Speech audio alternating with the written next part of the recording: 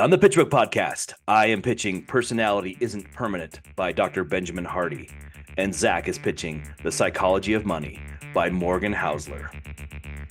Batter up!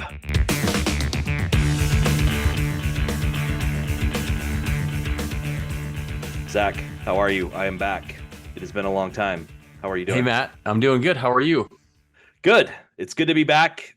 We recorded a few podcasts knowing that I was going to be on vacation / working over in Europe.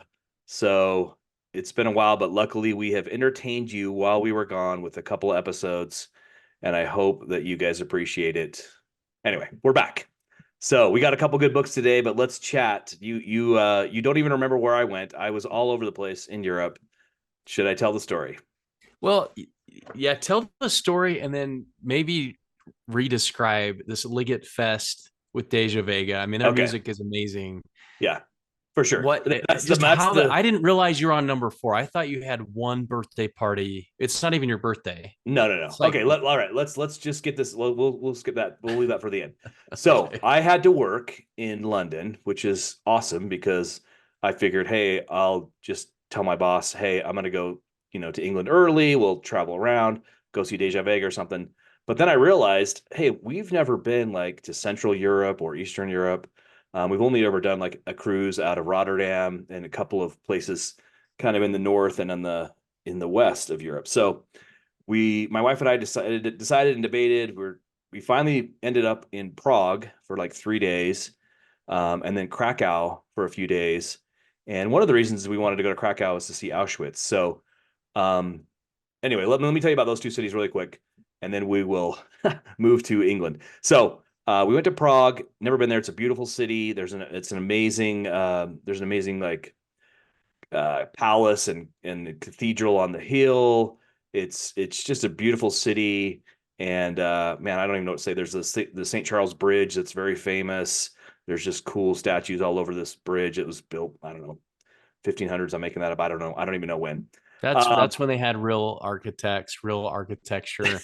We just don't make that stuff yeah, anymore. so it's now only walking bridge, but anyway, we just did a ton of stuff there. The food was amazing. They have kind of a cool, I don't know, almost like a sugar cone thing. I don't even know what it's called, with ice cream. And it was unbelievable. If you're friends with us on Facebook, you can see some pictures.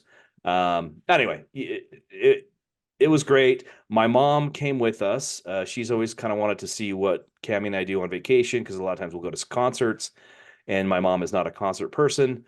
But regardless, she enjoyed Prague, and Cammy did an awesome job of planning. And I don't know what else to say other than it's a great city. You should definitely go check it out. Okay. Krakow is unique in that I don't think a lot of people think, oh, I would really want to go to Krakow, Poland. I did, and again, one of the reasons was that Auschwitz is right next to that, and I don't know what to say other than it was, because it's not like you're like, oh, that was a great fun trip to Auschwitz. That's not something you would say, but it was educational and sad and depressing, and it makes it more real for people that just have read about the Holocaust. And um, one thing that was interesting is we had a Polish guide who's spoke English, but she had a little bit of difficulty with the English, and so in a way it was almost I don't know, less emotional, because if you were just walking around on your own, you'd probably get a little overwhelmed with some of the things, because they have like different, you'll walk through actually the barracks or some of the places where they lived, and that they have like displays of all the hair that had been cut off that they used for like weaving and crazy stuff like that. All the shoes that they confiscated, medical equipment. So there's all these like braces and limbs and things like this, extra limbs of you know. Anyway, it's pretty overwhelming, but because she's talking and guiding you and taking her time to pick her words, it's almost like less emotional in a way, which was Okay. maybe kind of good. Does that make Like sense? it's a little bit of a tender mercy. Yeah, perhaps, but yeah, just the history of going there was really interesting. And then I didn't really realize that there's Auschwitz one and Auschwitz two. Birkenau is more the factory, where they just kill. It was more like Worked you to death. industrial. Well, that was also the industrial killing and gassing that they did is more in Birkenau. So Oh, you take a shuttle to Auschwitz II or Birkenau, and it, the vastness. So they've all the barracks or whatever you want to call them, the buildings had been torn down, but they rebuilt a row of them, and then they have a map of where they are. And just the size and sheer volume of how many barracks there are, you can see you can see a lot of the chimneys that are still there. So just to realize how the volume of camps or whatever these buildings are, is crazy. And then they have the famous, you know, train tracks that go in and that goes directly in. They've got an original like car that in theory, is at least the car. We don't know if it was actually used to bring the Jews in, but anyway, it's just crazy. Then you go to actually the gas chambers where before, as the Nazis realized that the Allies were coming in and going to take over, they tried to destroy the evidence. So they blew up these buildings, um, and so they're just left in that same state. So you go kind of see where okay. the chambers were, but they're basically rubble now. So anyway, again, we also were with the tour guide, so it was again maybe a tender mercy that we it wasn't as emotional as it could have been if you were just kind of walking around thinking about it Well, nonstop, and if that makes sense. yeah, and you've kind of mentally over the last year. I mean, you and I we did a double header on Anne Frank. We studied the Gulag Archipelago. I Hmm. did a book on the Swiss, the Gold and the Dead. Hmm. So I yeah, I think it'd be hard to not get emotional Yeah, it's just standing in those places, like knowing what it's happened there. there's just the sheer volume. It's just unimaginable, really, and to get a sense of it is, I don't know, pretty crazy. Um, with that said, the other place that I wanted to go that was kind of cool along those lines is there's a quarry in Krakow that is almost like a forest park now, where they filmed Schindler's List. So they use the Oh, blueprints wow. of Auschwitz to kind of build this set, and they actually have these are fake, but they're from the set of the gravestones that they used to make a path in the real Auschwitz. And so Uh-huh. we actually went to the set of where they had filmed Schindler's List, and it's actually like overgrown with trees now. So it's a kind of a cool, weird Oh, place okay. that like you've got these old buildings that are rusting out and trees are taking over, because this was like in 93, I think, that was filmed. Um, and that was kind of a cool, interesting place to go as well, to kind of see their recreation of it. Anyway, that was interesting as well. And then we also went to another place that's maybe on the lighter side. It's the salt mine near Krakow, and this is a salt mine that's been in production since like the 1500s. So they found this salt, rock salt, and they started mining it in the 1500s, which is insane. And they're They still going. well, they actually stopped because it's not profitable anymore to mine it. Now it's profitable just to have tours. But there were at one time, this is so weird, 24 like cathedrals inside the salt mines. So we went and saw three of them as a tour. When you go on this tour, it is probably 2 to 3 hours. There is a tour guide. You see three of the chapels. They have like statues carved out of salt. It's insane. And we only saw 3% of the mine. Okay.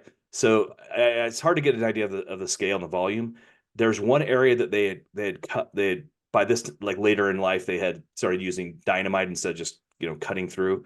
Yep. And there's actually the first indoor hot air balloon ride inside this mine. Like it's insane. They've held boxing matches there. It's just That I believe in a it's salt so mine. it's so crazy. But yeah, that cathedral, these amazing, beautiful cathedrals that where they literally just carve the steps out of the salt. They carve the whole cathedral out of salt. It's crazy. So it was really interesting. Um, and I don't remember what I was going to say about that, other than you it was really cool to go to, very interesting to say, to say the least, to go through this salt place. Oh, one other thing that was pretty interesting is they um they put a bunch of wood in there to kind of support it, obviously some of the areas that they carved out, And one of the reasons, and the wood has been there, since the 1500s or whatever, some of the wood anyway, except for and one of the reasons the wood works and doesn't die or doesn't get rotted is because the salt absorbs all the moisture.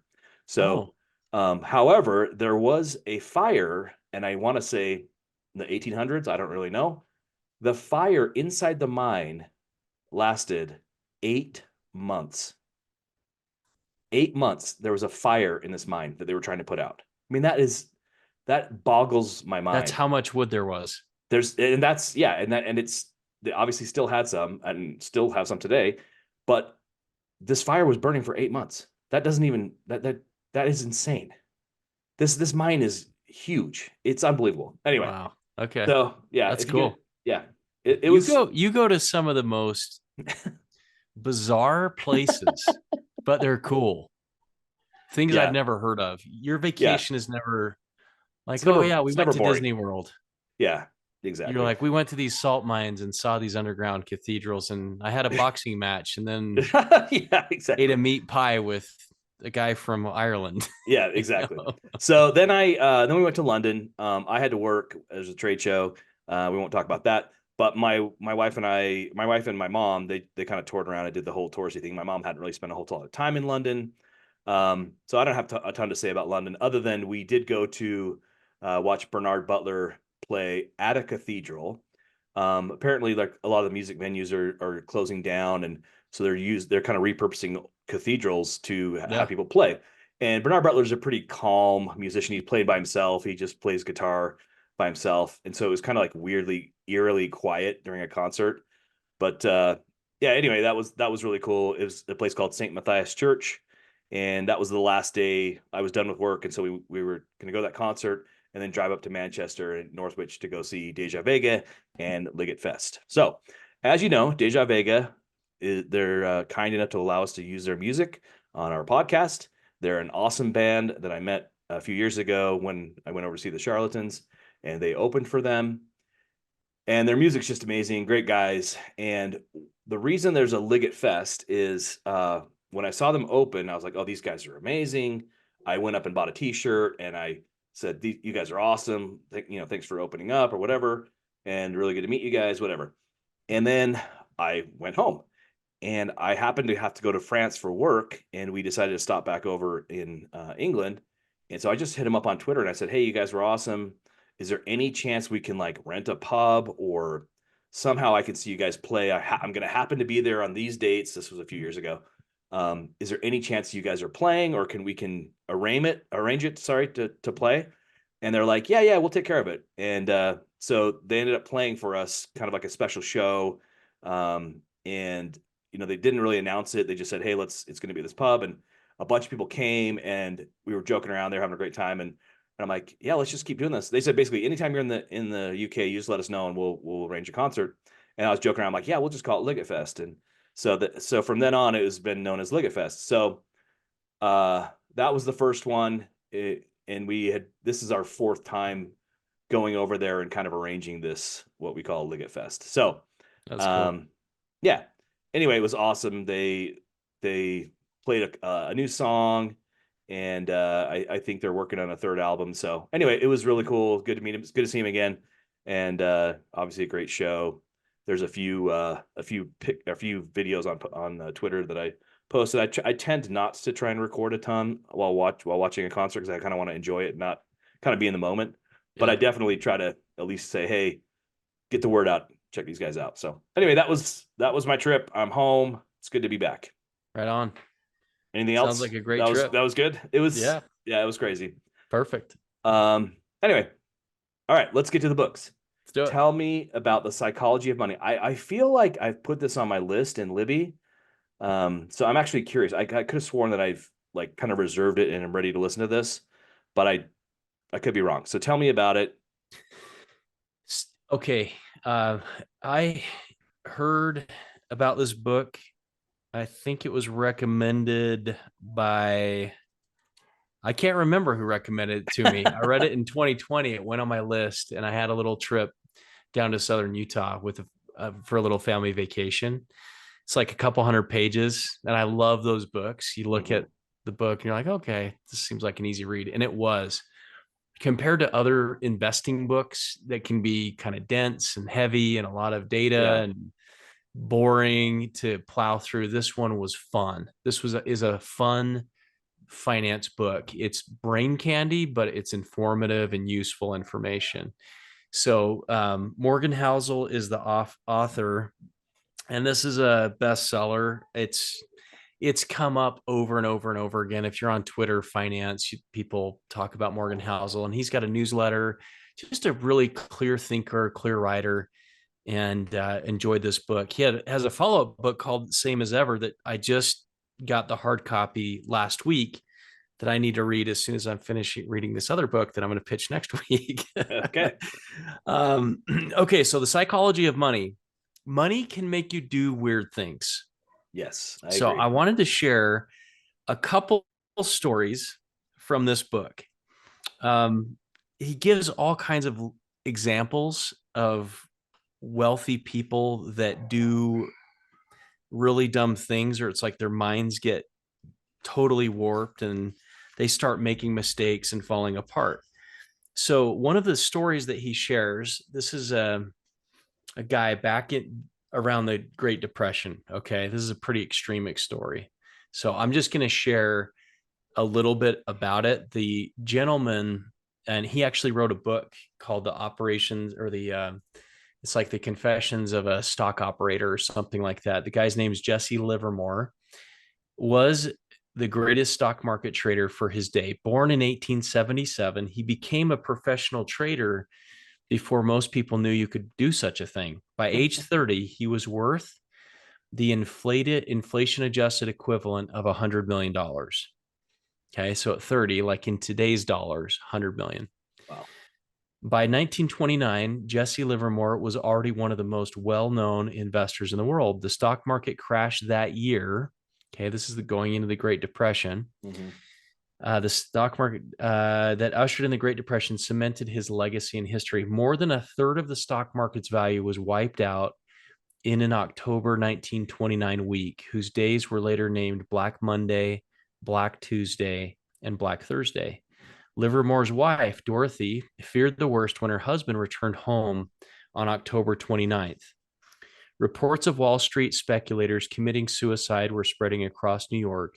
She and her children greeted Jesse at the doors in tears. You can imagine what's going on in his wife's mind, like we're toast.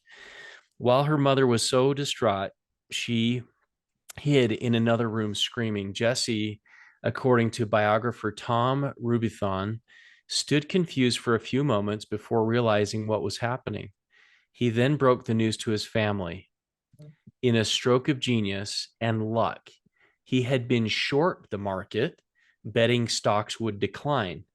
You mean we're not ruined? Dorothy asked. No, darling, I have just had my best trading day. We are fabulously rich and can do whatever we like, Jesse said. Dorothy ran to her mother and told her to be quiet. In one day, okay, get this, in one day, Jesse Livermore made the equivalent of more than $3 billion. So he went opposite of the market. Right. And it just happens to have like the worst week in history, drops Mm-hmm. over 30% of markets get wiped out.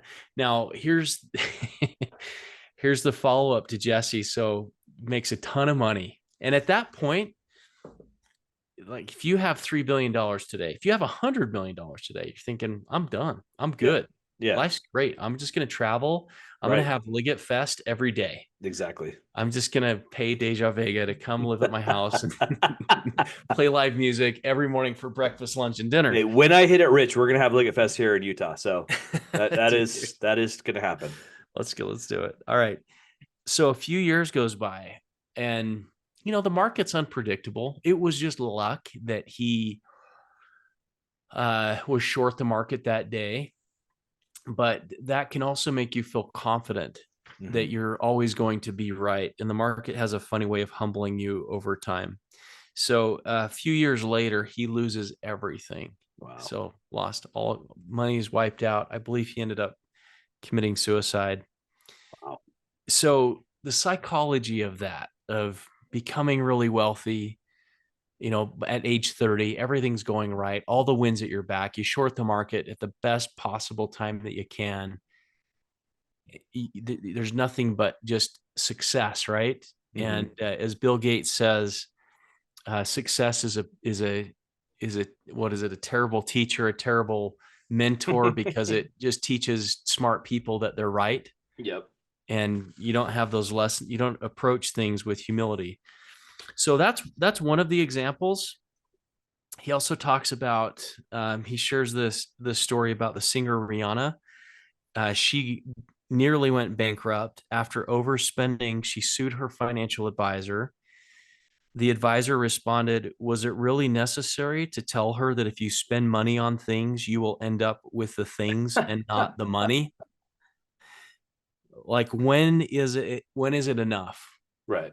And he breaks down that wealth, this is another quote, wealth is the nice cars not purchased, the diamonds not bought, the watches not worn, the clothes forgone, and the first class upgrade declined. Wealth is financial assets that haven't yet been converted to the stuff you see.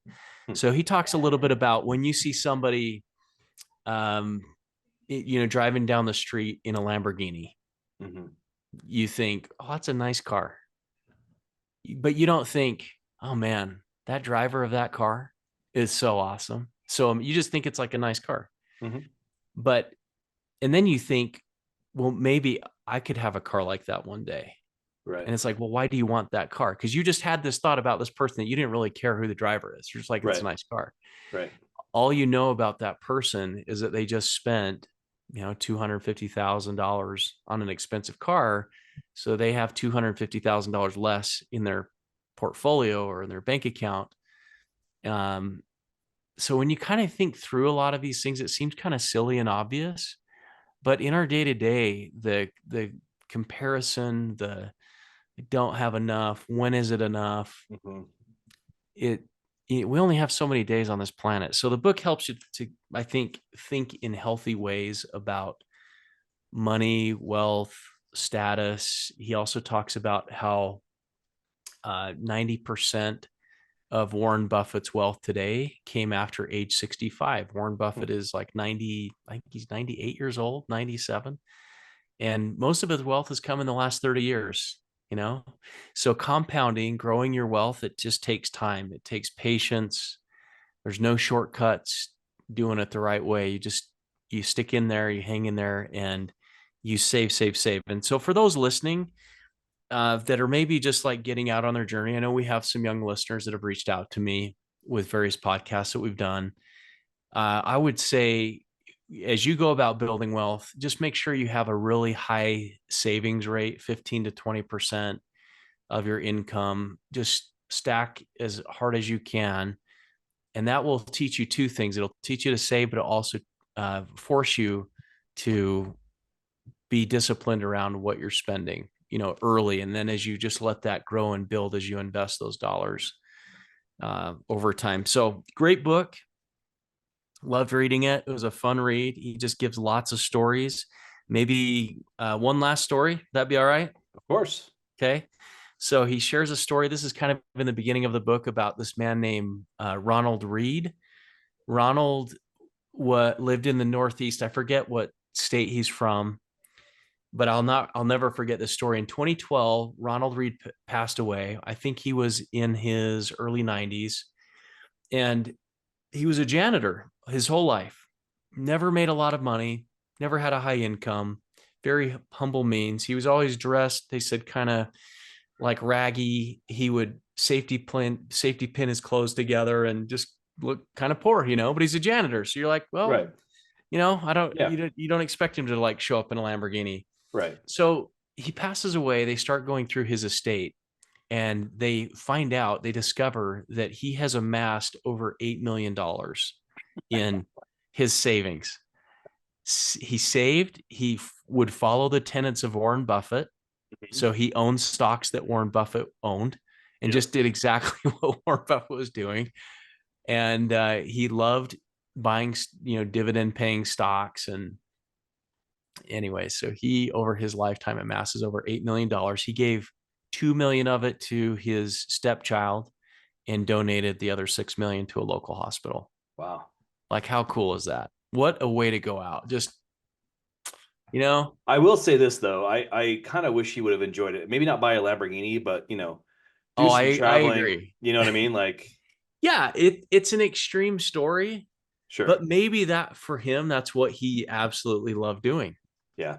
And he just didn't have the access to an education to do that early in his career. Like he figured it out later. You know, how many things do you figure out Yeah. later in life that Yeah, you just exactly. weren't thinking about when you're 20? Youth is So great. wasted on the young. It is wasted on the young. Okay. There you Cool. go. So All right. what are you gonna rate this? Oh, the book's a home run. Okay. It's Home like in run. my top three. I think all of my kids will read this when I feel like they're at the mental age, maybe in their early 20s as they're kind of starting out in their Hmm. careers. It'll be a Why book. why not earlier? I don't think they like we We'll understand talk it. about teaching finance in high school. Mm-hmm. Everyone always complains, "Oh, we need to teach finance in high school." They do teach finance in high school. And you know what the kids are thinking? They're not thinking about finance.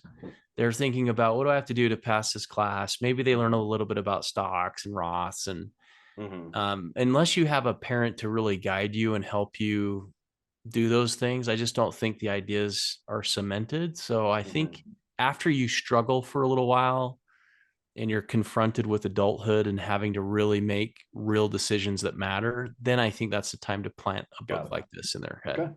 Okay. Cool. So early 20s, and even I enjoyed it at 40. Okay. Perfect. So, all right, let's hear your book. Okay. Psychology is not permanent. Personality. Personality isn't permanent. This sounds like a Buddha Eastern type of Um, like your personality is not the you. no, it's more like you can change who you are. You're not stuck. Okay, well, let me back up. Have you ever taken a personality test? Several. Okay, so which one do you remember which one it was? Is it the color one? Is it the DISC where you have a letter? Do you remember? Okay, the one I did in high school was the letter one, and I was the color red, which was Okay. like driver, Yeah, go, yeah. go, go kind of Right, right, mindset. right. And then I Yep. took another one in early in my career. They had, I think there were like 150 of us in a room, Mm-hmm. and we took this test, and they split the group up into four groups. There were drivers, Mm-hmm. amiables, Mm-hmm. expressives, and analyticals. Those were the Okay. four groups. Yeah, yeah. Got it. And the analyticals all had pocket protectors, and the Yeah. drivers were bored after 30 seconds. We were like, okay, Yeah. this is dumb. Let's Yeah. go. Like Yeah. we're wasting our time. So you were And still a then, driver, still the go-getter, right? uh, yeah, yeah, it's Okay. just like, I think it's how I'm wired. And then the last one I did was it's like the INTJ. The one there's like four letters. I don't remember what Yeah. my letters are though.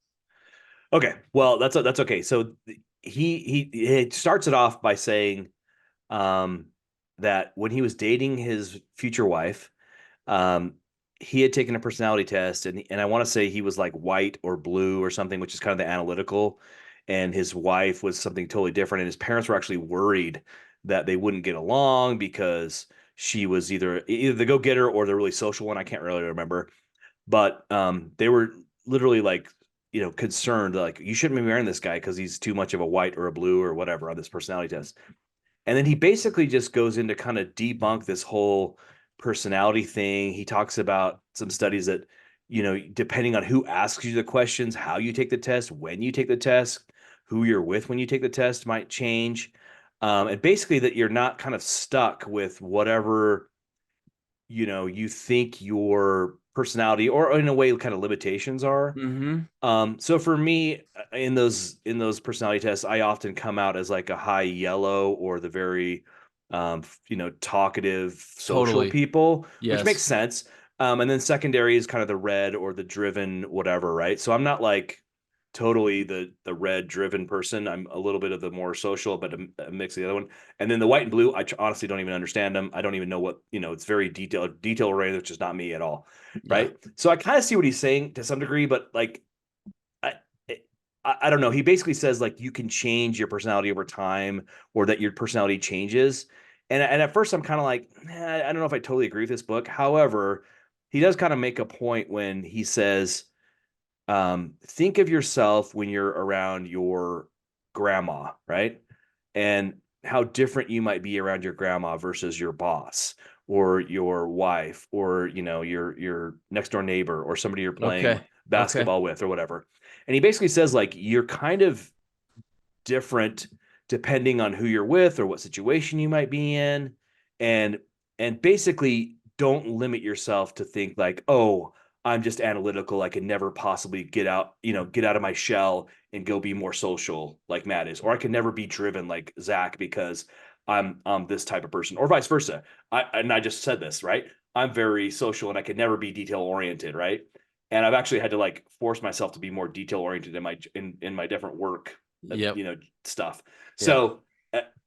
So, it kind of makes sense, and he's essentially talking about improving yourself. It's a little self helpy. It's a little like write down your goals and journal and figure out what you want to do, and that you don't have to basically be or in some sort of box that some random personality tests put you in.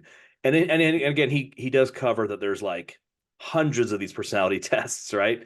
And they're all just not necessarily the truth, and that you just change over time, which makes sense, right? Like we were just saying, Mm. um, I'm not the same as I was 20 when I was 21 years old, right? Um, yeah, I was telling you about some earlier part of my life, and you're like, I can't believe you were like that. That doesn't even sound like you, Matt. And I'm like, yeah, that was me, you know. So what he says does make sense, and it's interesting, but it's almost more like for somebody who is kind of more unsure of what they want to accomplish, or you know what I mean? Yeah. Probably not for you or me, where we've been around for a while and kind of have seen. It's just probably for younger readers, I guess is what I'm saying. So it's fine, and I liked it. The one thing I didn't love, and this is maybe a minor complaint, maybe people won't care, but he gives a few too many personal stories, and I don't know that they were necessary, right? Like Okay. there's a couple things where I'm like, I'm not sure that needs to be shared. And I'll give you an example. And I guess what he's saying makes sense, but he talks about how his wife, was divorced and was in like an abusive relationship and stuff. And I just don't know that it was necessary to get so in depth on Personal. some of the Yeah. personal Yeah. stuff. Yeah. Yeah. I think he Sure. could have just given an example, and Like maybe I it's have just a a friend. style. Yeah, yeah. He could have just said like, "Hey, here's a situation that wasn't necessarily me or my wife or whatever." But it just wasn't. I don't know. It kind of his experience. Anyway, that was my main complaint. It's probably a double. Okay. Um, it's not horrible. It's not amazing, and it's not terrible. I've read another one of his books, and I have the same complaint about kind of the personal side, and he actually kind of repeats a couple of the same stories about his personal life and what his decisions were. Um, I mean, he talks about his dad, how he had a rough childhood growing up. They got divorced. His dad was addicted to drugs, and now his dad and him are best friends because they've reconciled, and he's kind of forgiven him. So he talks a lot about that. So maybe some people like that, but to me, when you're talking about a book that's got a lot of psychology studies and things like that in it, where it's a little bit more academic. I don't know that the personal stuff needs to be there. I don't mind an anecdote or two, but I don't think they need to necessarily be his stuff. And especially So since I've read a couple of his to hear the same thing over and over, I was like, yeah. Does that make did sense? yeah, does he agree that there are four main it sounds like he said it's situational. Like He if says it's depending on where you situational, but are. he also says basically you can just be whatever you want to be. You can change Okay. whatever you want to do, right? So if for some reason like it bothers you that you're totally driven and you need to like chill out a little bit, you know what I mean? Or for me, like there's times when it's okay to not be the center of attention in the party, just go relax, and you know what I mean? I don't Yeah. know, but essentially he talks about essentially towards the end, he just gives you ideas to set goals and figure out what you want to do. So it's not like Huh. it's almost like here's a goal setting book with the slant of personality. You know what I mean? Um, Let let me ask you this question because you're in sales. mhm. And I think there is value in studying personality Sure, types sure. because early in my career, I only clicked with people who were like me. Mm-hmm. If they were a driver, 30, 20-minute conversation, decisions are being made. Right. 80% of them need to be right. Don't care if 20% of them are wrong, Mm-hmm. although it's annoying to people that are Yeah. analytical. Like this can never be wrong. It always has to be right. Yeah. I think the value is assessing who am I talking to? Mm-hmm.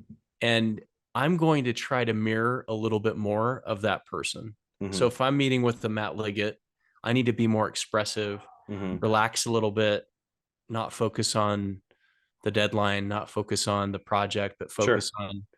on, whatever. Would you agree with that? Or do you try to just be Matt Liggett all the time? And if you're meeting, I would imagine the most frustrating person for you is somebody who's hyper analytical that wants every little detail drawn out and all the pros and cons. They want everything spreadsheeted. To you is like, oh my gosh, I need a different Yeah. buyer. Or I agree with you, but I also realize that that's just what they need, right? So okay. we uh, that and maybe I'm not the one that provides it, right? Like they may need all the get into the weeds and the details, but that might be the sales engineer's job. You know what I mean? Or somebody who's a little bit more technical than me that can really get into that. Or often, and we've talked a little bit about my sales style and your sales style. I'm basically like, here's the truth as I see it. Here's my opinion. If I don't know the answer, I'll try to find it out for you, but I'm not going to try to like BS my way through this. That you know what I mean? So if Yeah. I don't know a detailed answer, and to be honest with you, a lot of the because I'm in cybersecurity, a lot of people are very detail oriented and very precise, which is again not super my style. But I Yeah. understand why they need to be like that, and I definitely try to cater to that. But again, I think there's also some stereotypes that you can put people in and they don't necessarily fit that, right? Like so there's definitely some people in my industry that are a lot more social than you would maybe give them initial credit for. Does that make sense? Oh, Um yeah, I believe yeah, that. so Yeah. you're right, it depends. But I don't know. That's why I'm saying like I don't know that this guy is I guess what I'm saying is I kind of agree that like you are who you are, but what he's saying is you are who you want to be, right? Like he's just saying he's not saying like Matt, you can't be your personality, like you are who and Zach, you can't be who you are. Does that make sense? He's saying Yeah. if you want Yeah. to change it, then you You can. can. So in other Okay. words, for me, I've actually and I've had to do this is to be more detail oriented and not just like shoot from the hip. You know what I mean? Yeah. Like Yeah. I've had to do a little bit of research, and that was we were even talking about this earlier today, right? Like I had to get more detail than I'd like to, on a particular email or whatever. Yeah. But it's necessary to make sure that the client is happy with their purchase and that it makes sense. So does that make sense at all? It totally does. I'm married to someone who's very amiable. My wife is so kind and patient. She'll listen to you for Mm-hmm. hours. She'll let Yeah. people She talk. always asks good questions. I know that. Ask good questions. She would be one of the best interrogators. I've told her that, like, you're in the wrong field teaching English. You should be an interrogator because people just spill their guts to Yeah, her. for sure. For They sure. just do. And Yeah. I've been in conversations where I'm watching this happen. I'm like, they are telling you the most detailed, Yeah. intimate details of their life. And I cannot believe this is happening right now. But she'll just sit there and listen and ask Yeah. good questions Yeah. and listen some more. As a driver, it's so hard for me. So I've Right. had to Right. learn and watch her, and it's still hard for me to this day. So as hard as I try to be more amiable and listen Mm-hmm. to people, I still it's still a bit of a struggle. And I like people. Mm-hmm. I just need the summary in bullet points. Yeah. Gotcha.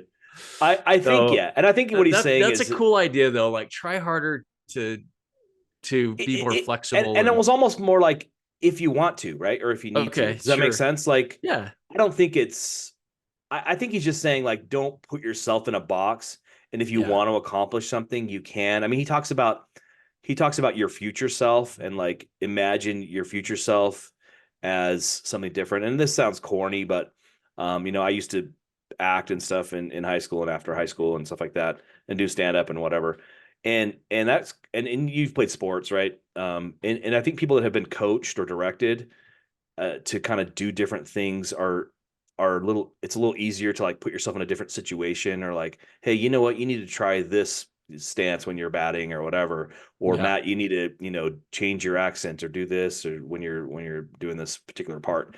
Anyway, so I think having the ability, and we talked about this a little bit with range the other day, Yeah. like having just different experiences will help you understand other people that are not like you, right? That and make you more I guess easier to be around if you're around different people and different cultures. And anyway. Well, and some of the wealthiest people, as you read about some of these entrepreneurs, they're extremely curious people Hmm. that are always asking questions about everything. Hmm. So I think that's a good practice is whoever you're sitting with, try learning from them, whoever they are. Yeah, it's funny because you want, if you want people to like you, you typically ask them questions, and everybody loves Tiff obviously for that reason, because Yeah. she's so interested in them. And it's funny because and I know this, right? So I sometimes will specifically try to like talk to somebody about what they like or what they're passionate about, ask them questions, and kind of try to get to know them. And it's funny when I get caught up in the trap of like talking about myself, and somebody has asked a question and I can't help but be passionate about it and yap on about it. And then I'm like, oh man, I'm doing exactly what they want me to do. Like they want me to, now I like this person because they're making me talk about myself Uh-huh. and Liggett Fest and how much I love my trip. So I see Yeah. you work. I see you working there, Zach. I know what you're doing. Anyway, I'm now just does that make sense? It's just yeah. Yeah. it's It would be it's interesting interesting. for us to travel together We should. We tried to. I think we've because told the story on the podcast before. We we tried to travel together and it we didn't did. work. We need, But but we brought COVID about, so it was not good. we really need to do it because I think what that trip would look like is I would be like, okay, what are the top 10 sites in the city? And you would be like, where are the salt mines? I heard there's Yeah. like some cave Yeah. and Exactly. there's Let's like a go guy find something playing drums cool. in that cave and the acoustics are amazing. I'd be like, Yeah. what are you talking about? I was talking to some guy from or somebody that was from Cork, and I'm like, oh yeah, I was in Cork, Ireland the other, a little while ago. Yeah, we went to the butter museum, and they're like, there's a butter museum. I'm like, you're from there, you don't know that there's a butter museum? Like Ireland's known for their butter. We of course went to the butter museum, you know. It's so funny though. And your wife Cami, she gets these pictures of you kissing stuff and sleeping in weird places. Like it's hilarious. She I'm like, makes me do stupid pictures because she likes to be the picture taker. So yeah, it's it's I'm funny. lucky. They told you to lick the salt in the salt Yeah. mine and to taste it. So you probably saw that picture, but Well, I've seen you kissing the Blarney Stone oh and yeah, yeah, yeah, exactly. sleeping in Um, many different positions. I will give you it. I'll tell you this. There is a cool website slash app, and this is where you find some of the weird stuff to do in different cities. It's called Okay. Atlas Obscura. So if you're in a city you've never been, even if it's local, just Okay. check out Atlas Obscura. They kind of give you like off the grid stuff to do. So like, oh, you go to New York, let's go check this particular thing out. We're like, no, actually, you should go check out this weird little pub that's the first pub that where they invented this sandwich, and go try it there. You know what I mean? They just have weird random things. That's how I found out about the Schindler's List set. It was actually Oh, kind of hard to find because it's yeah. kind of hidden. And So that overgrown. yeah, so that's where we sometimes will look like for example, we didn't see this, but like when we went to oh my gosh, Amsterdam, there's like a tiny little statue that's sitting in a tree, and it's just a guy sawing, like looking like he's about to saw the limb off. And we tried to look for it, but we couldn't really find it. So anyway, there's just random things that you can just go find that are like you wouldn't necessarily think to go. It's kind of a unique Sure. place that I would recommend. It's called Atlas Obscura. So Okay. check it out if you're that's how I find some of these weird things. Well, we're gonna head on vacation here in a little bit, and where we're going is densely populated with popular places to go to. Okay. Okay. So instead of going to those places, which we'll probably have to do, I'm gonna try and go to some. I'm gonna try and surprise you. Okay. I like it. We'll talk off camera about All this. right, sounds good. Okay. All right, hey, everybody. Thanks for listening to the Pitchbook podcast. We appreciate it. Like, subscribe, all that stuff. Again, thanks to Deja Vega, not only for putting on Liggett Fest #4, it was amazing, but letting us use their music. Go check them out on Spotify, Apple Music, whatever you got. Deja Vega, unbelievable band that you don't want to miss. Thanks again, everybody. We'll talk to you next time on the Pitchbook Podcast.